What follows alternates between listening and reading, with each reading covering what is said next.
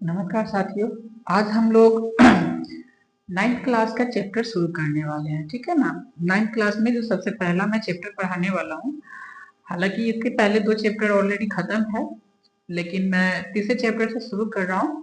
और NCERT book में ये यूनिट 7 है, जिसका जो चैप्टर का नाम है जीवों में विविधता, है ना। जीवों में विविधता के बारे में हम लोग को आज डिस्कस करना है। ठीक है, हम लोग जो डिस्कस करेंगे वो क्या है, जीवों में विविधता। देखिए, जीवों में विविधता को इस प्रकार से समझ सकते हैं कि हमारे आसपास में कई प्रकार के जीव जंतु पाए जाते हैं, कई तरह के जीव जंतु पाए जाते हैं, जिसमें जीवधारी भी होते हैं, आपका सरीसृप भी होते हैं, उभयचर होते हैं, उड़ने वाले भी होते हैं। तो हर प्रकार के जीव जंतु पाए जाते हैं। अगर बात करें जीवधारी की, तो सभी एक दूसरे से किसी न किसी रूप में अलग अलग, यानी कि उनमें भिन्नता जरूर देखने को मिलती है ना। तो आज हम लोग इसी के बारे में डिस्कस करेंगे। ठीक है ना। ये जो पृथ्वी है, इस पृथ्वी पर हर प्रकार के जीव जंतु रहते हैं। कुछ जीव सूक्ष्म जीव हैं। सूक्ष्म जीव यानी जिसे हम लोग अपनी आंखों से, खुली आंखों से नहीं देख सकते, उसको देखने के लिए एक विशेष प्रकार का यंत्र, जिसे माइक्रोस्कोप कहते हैं, उसका इस्तेमाल करते हैं। तो 30 मीटर लंबे वेल की भी बात करते हैं, 30 मीटर लंबे वेल भी है, 100 मीटर ऊंचे वृक्ष भी पाए जाते हैं। यानी कि कई प्रकार के जीव जंतु हमारे इस जो आपका पृथ्वी है उस पे एग्जिस्ट करते हैं। ठीक है ना। इन सबों में कुछ न कुछ जो आपके जीव जंतु हैं उनमें विभिन्नताएं देखने को मिलती है, यानी कि विभिन्नता होती है। ठीक है ना। कुछ जो जीव जंतु ऐसे भी हैं जो कई हजार सालों से इस पृथ्वी पर एग्जिस्ट कर रहे हैं। जैसे अगर बात करें चीड़ का पेड़ है, तो चीड़ की जो पेड़ है ना, वो कई हजार वर्षों तक जीवित रहते हैं। ठीक है ना।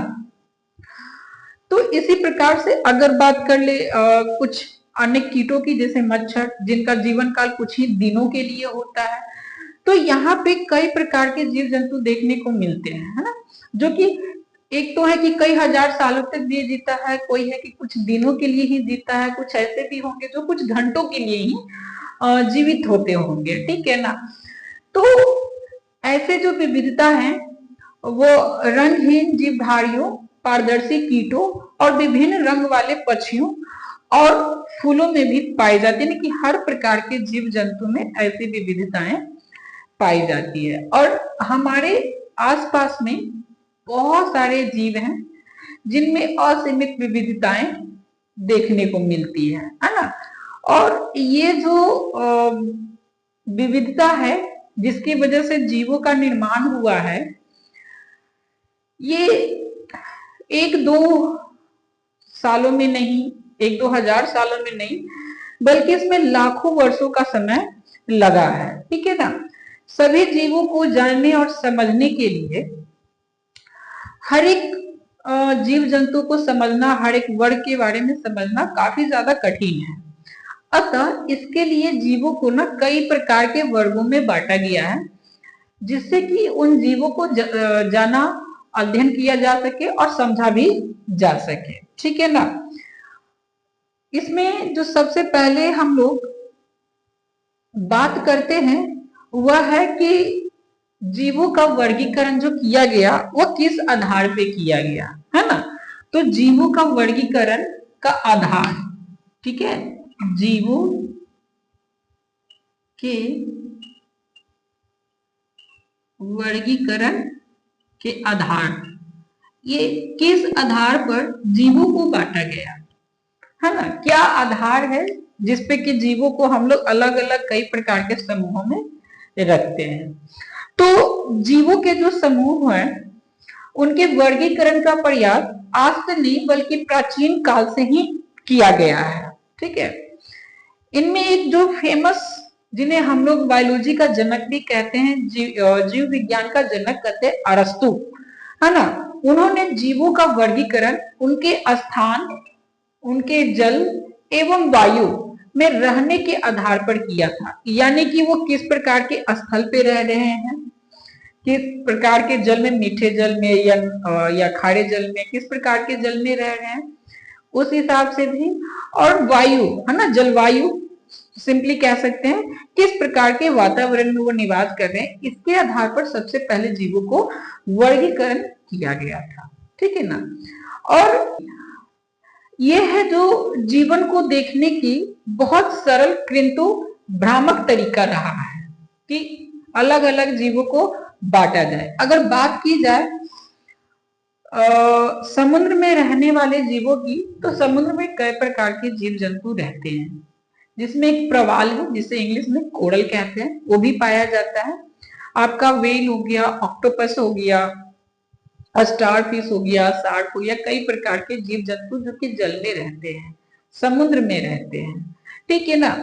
और अपने इन सभी जीवों का अगर हम बात करें तो ये सभी के सभी जीव जो है ना, किसी न किसी रूप में एक जैसे नहीं है, सभी अलग अलग दिखाई पड़ते हैं, अलग अलग उनका नेचर है। ठीक है, स्टार फिश का अलग नेचर है, वेल का अलग नेचर है, ऑक्टोपस का अलग नेचर है, सबका अलग अलग नेचर है। लेकिन चूंकि ये सभी के सभी एक जगह पे रहते हैं, यानी उनका वास स्थान समुद्र है, अतः इनकी सामान्यता बस यही है कि उनका वास स्थान एक ही है ना। तो अध्ययन एवं विचार के आधार पर जीवधारियों के जो समूह होते हैं उनको बांटना, अगर वास स्थान के हिसाब से देखा जाए तो बांटना सही नहीं है कि जिस जगह पे रहते हैं उस जगह पे तो कई प्रकार के जीव जंतु रहते हैं और उन सारे जीव जंतुओं को एक जैसा मान नहीं सकते हैं। जैसे अभी मैंने जो उदाहरण बताया है ना, रहते सभी के सभी समुद्र में है लेकिन एक जैसे है नहीं। ठीक है ना। इसलिए इन जीवों के जो विशिष्ट लक्षण होते हैं इसके आधार पर जीवों को बांटा गया है।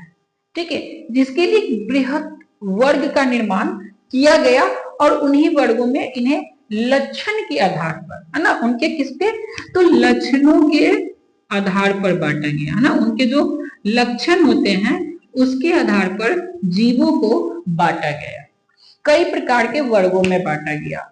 उन वर्गों में कई प्रकार के उपवर्ग भी बनाए गए है ना, ताकि और भी आसान हो सके जीवों के बारे में समझना।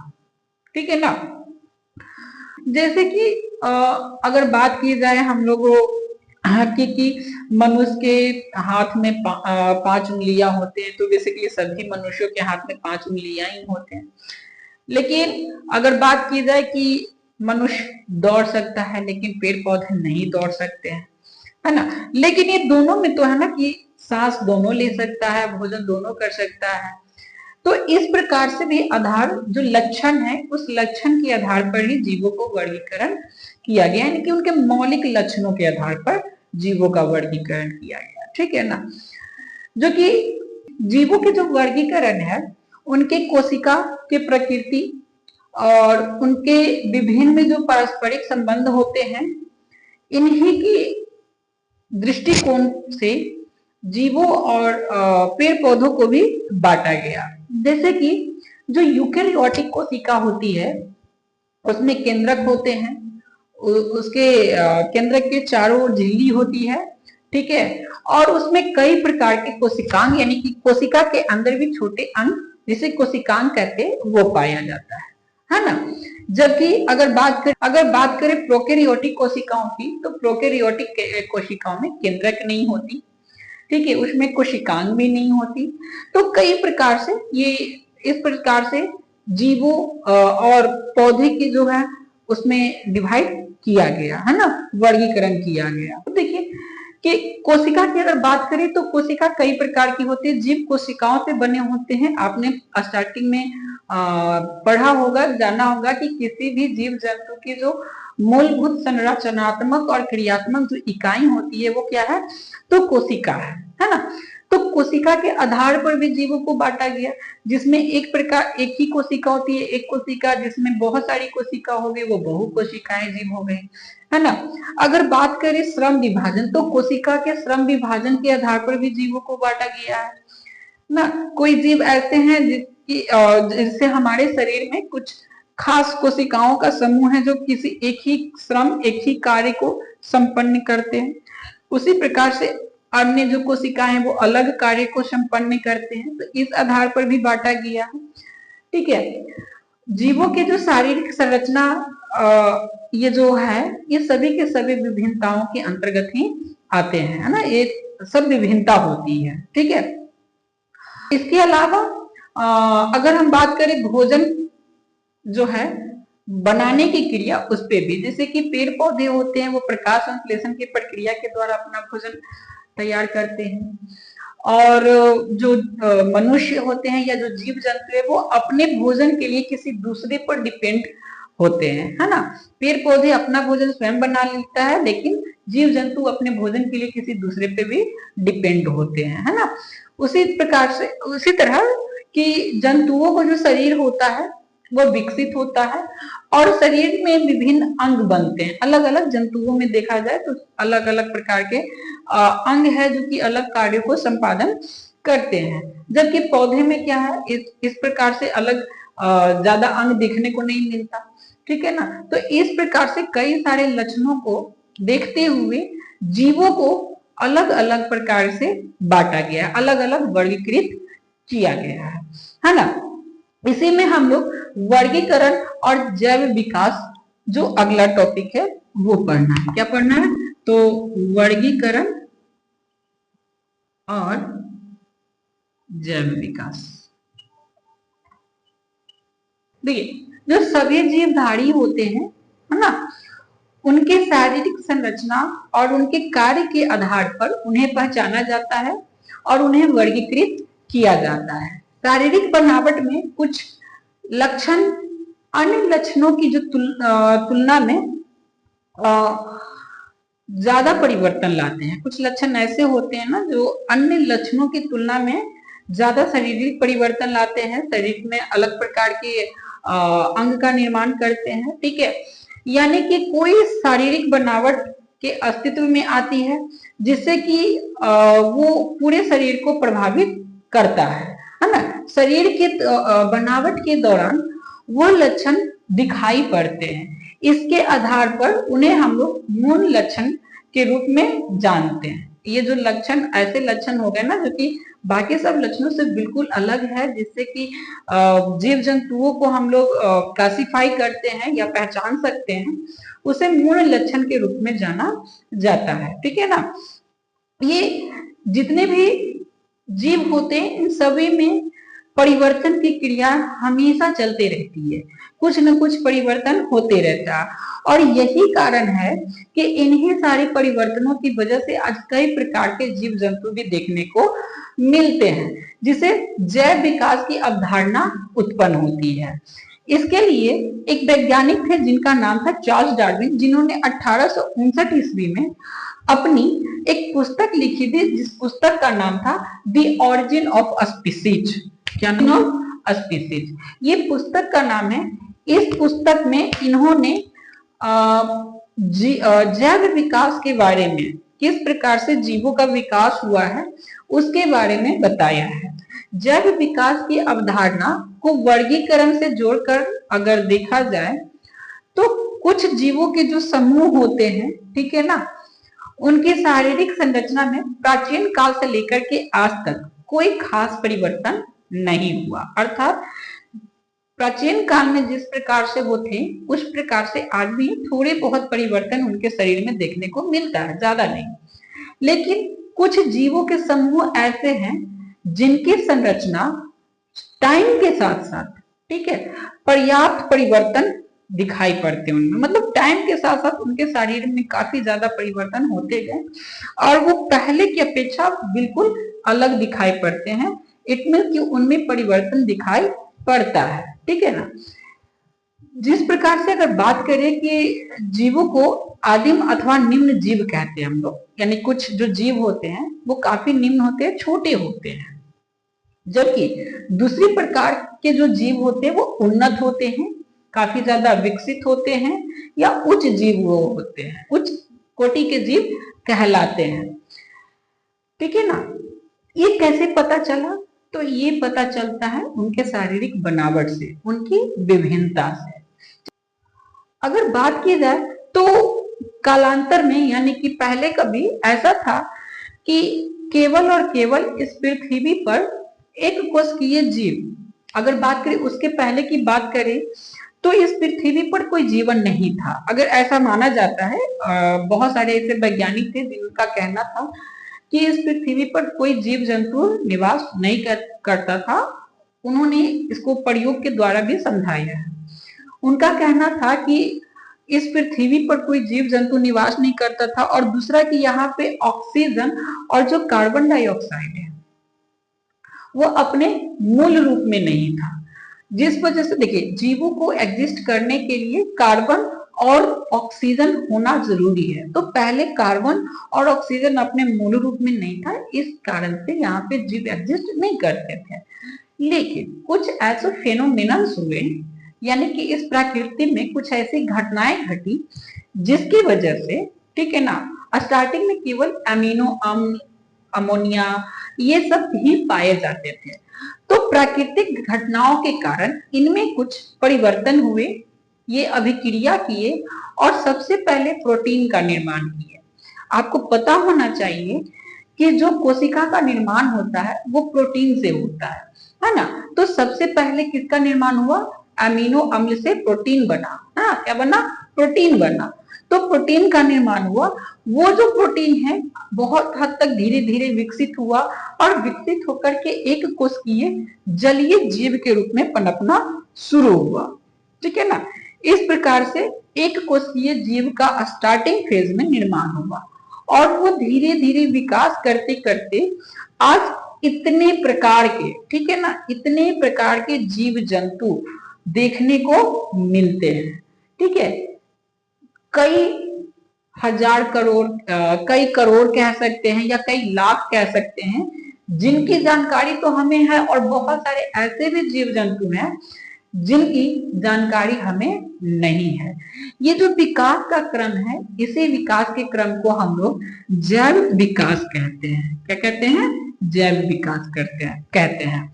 तो जब जीवों का विकास हुआ उसके बाद बहुत प्रकार के जीव जंतु जब बने, उसके बाद उसका वर्गीकरण भी बहुत हद तक जरूरी था, है ना। यानी कि उनको अलग अलग कैटेगरीज में रख करके उनका अध्ययन करना कि किस प्रकार के जीव कैसे होते हैं, उनमें क्या विशेष लक्षण है, क्या मूल लक्षण है, इन सबों की जानकारी प्राप्त करना। इसके बाद जो टॉपिक है आपका है वर्गीकरण समूहों। जो जीवों को बांटा गया ना, तो वर्गीकरण समूहों, ठीक है, समूहों की पदानुक्रमित संरचना, अर्थात जिस प्रकार से जीवों को समूहों में बांटा गया है तो उनके पदानुक्रमित, पद के अनुसार उनकी संरचना किस प्रकार से है उसके बारे में बांटा गया, ठीक है ना। यानी कि पढ़ना है आप लोग को। इसमें हम लोग कई प्रकार के कई सारे वैज्ञानिकों के नाम भी जानेंगे। जैसे एक आपका थे हेकेल करके, जिनका पूरा नाम था अंसर्ट हेकेल, ठीक है ना, अंसर्ट हेकेल एक वैज्ञानिक तो ये हो गया। एक आपका रॉबर्ट विटेकर, ठीक है, एक रॉबर्ट विटेकर, कार्ल बोश, ये सब जो वैज्ञानिक है, ठीक है ना। जैव विकास, ये जैव वैज्ञानिकों ने जीवों के सारे जो जीव थे ना, उनको सजीवों को जगत नाम बड़े वर्गों से विभाजित करने का प्रयास, यानी कि उनको वर्गों में विभाजित करने का जो प्रयास है सबसे पहले इन्हीं वैज्ञानिकों ने किया था। अर्थात कि विटेकर के द्वारा, ये जो विटेकर थे, विटेकर ने सबसे पहले जीवों को 5 वर्गों में बांटा, 5 वर्गों में, जिसमें एक था मोनेरा, दूसरा आपका था ये प्रोटिस्टा, ठीक है, तीसरा आपका था फंजाई, चौथा प्लांटी, और 5वां जो था आपका वह था एनिमेलिया। ठीक है ना, एनिमेलिया। तो आपको जो विटिकर थे ना, विटिकर ने सबसे पहले जीवों को इन 5 वर्गों में बांटा, मोनेरा, प्रोटिस्टा, फंजाई, प्लांटी और एनिमेलिया। ठीक है, अब ये मोनेरा क्या है, प्रोटिस्टा क्या है, फंजाई क्या है, प्लांटी क्या है, एनिमेलिया क्या है, इनके बारे में हम लोग पढ़ेंगे। ठीक है ना, इनके ये जो बांटने का जो तरीका था, मोनेरा, प्रोटिस्टा, फंजाई, प्लांटी और एनिमेलिया, इनके शारीरिक बनावट के अनुसार, ठीक है ना, उनके कोशिकीय संरचना के अनुसार इन्हें बांटा गया। ठीक है, उसके बाद अगर ये इनकी कालकोश की बात करें तो कालकोश ने जो बांटा था वो आपको यूकेरियोटिक और आर्केबैक्टीरिया के रूप में बांटा था। ठीक है ना, ये जिसमें कि इन्होंने मोनेरा को 2 अलग जगत में बांटा ना, मोनेरा जो आपका पहला नंबर था, तो मोनेरा को इन्होंने अलग 2 समूहों में बांट दिया, जिसमें कि एक को आर्कीबैक्टीरिया कहा गया और दूसरे जो समूह थे उन्हें यू बैक्टीरिया के नाम से मोनेरा को जाने जाने लगा। ठीक है, इस प्रकार से जीवों को बांटने का जो सिलसिला था वो चलता रहा। जब जीवों को बांटा गया तो इस प्रकार से जीवों को बांटा गया कि सबसे पहला तो जगत होगा, यानी किंगडम होगा। सबसे पहला क्या होगा, जगत, है ना, जगत, कौन से जगत में वो निवास मतलब उसका किंगडम क्या है। ठीक है, जिसमें कि जंतु, डिवीजन, पादप ऐसे करके आता है। इसके बाद इसको बांटा गया कि वर्ग, इसका वर्ग क्या होगा।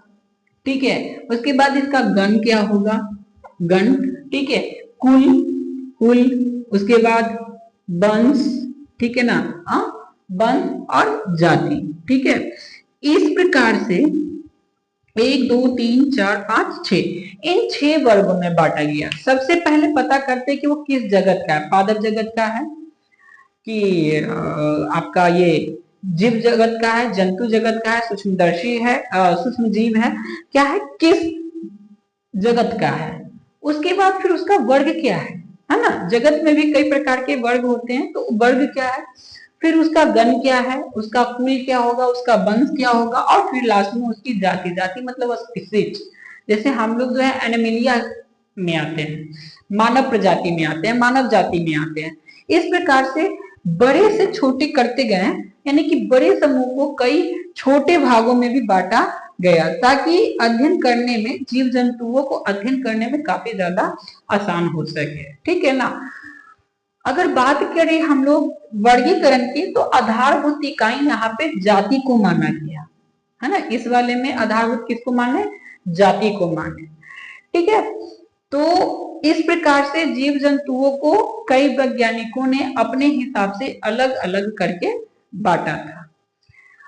इसमें अब हम लोग को जो है ना, अभी मैंने जो 5 बताया, मोनेरा, प्रोटिस्टा, फंजाई, उसके बाद जो भी था, ठीक है, 2 और मैं नाम भूल गया।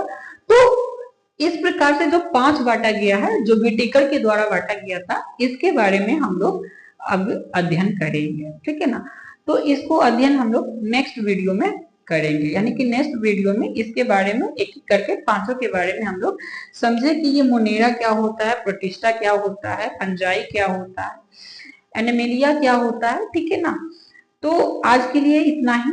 तब नेक्स्ट जब वीडियो बनाऊंगा तो मैं उसमें इन 5 के बारे में डिस्कस कर लूंगा। ठीक है।